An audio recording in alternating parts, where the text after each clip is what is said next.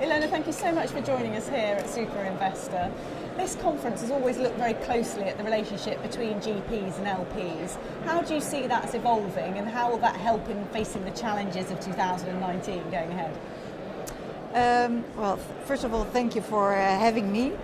I think it has evolved in a very positive way because today it's more about a true partnership between LPs and GPs in any way, whether it's helping on sourcing deals, finding management teams for GPs, portfolio companies, and at the same time the other way around, GPs introducing you to future clients in our case. So it's a true partnership where you discuss strategy, the future, but also helping each other out with each other's businesses. You talked there about strategy. There are concerns at the moment that things may change in 2019, the cycle may be coming to an end, and if that's the case, what strategies do need to be employed to mitigate for that?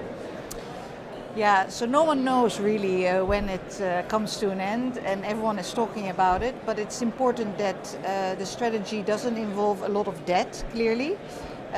It helps if you have a lot of experience, if you have been through cycles, so GPs who have long-term experiences, that should help. For ourselves, we very much like strategies which are more value-focused. And that inherently also implies managers who can deal with a little bit more complexity, because in that way you can buy relatively at better prices, and therefore you can stomach a little bit better the volatility of a downturn. It sounds like you're really valuing the skill and experience of the people in Yes. companies more than anything. Yeah, the people and their experience, but of course you also have to see if they are used to deploying the strategy, because we've seen also, for example, buy and build strategies, which we like as well, because it's also a way of buying value, but you also have to execute well on it. So that means integrating the buy and build in your portfolio. What are the key attributes you would look for in a good GP, say? As I said in the beginning, trying to find a true partnership. So that is key to us. And what does that mean? It means you are transparent in your communication in good times and bad times from both sides, so the GP as well as us.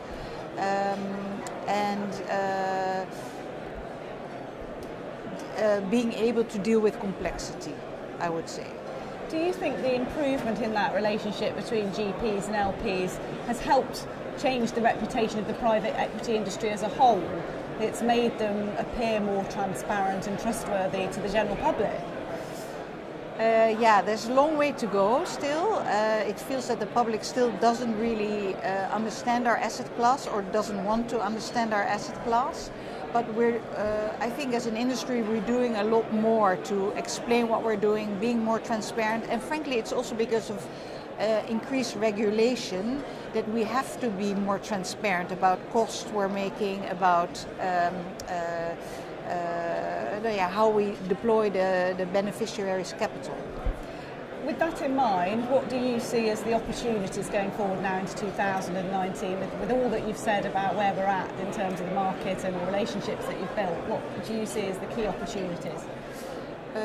For us as an investor, or the key opportunities are the niche players, I would say. So the niche players, as I said before, people who can deal with complexities in a certain market, in a certain industry sector, who can deal with complex shareholder structures.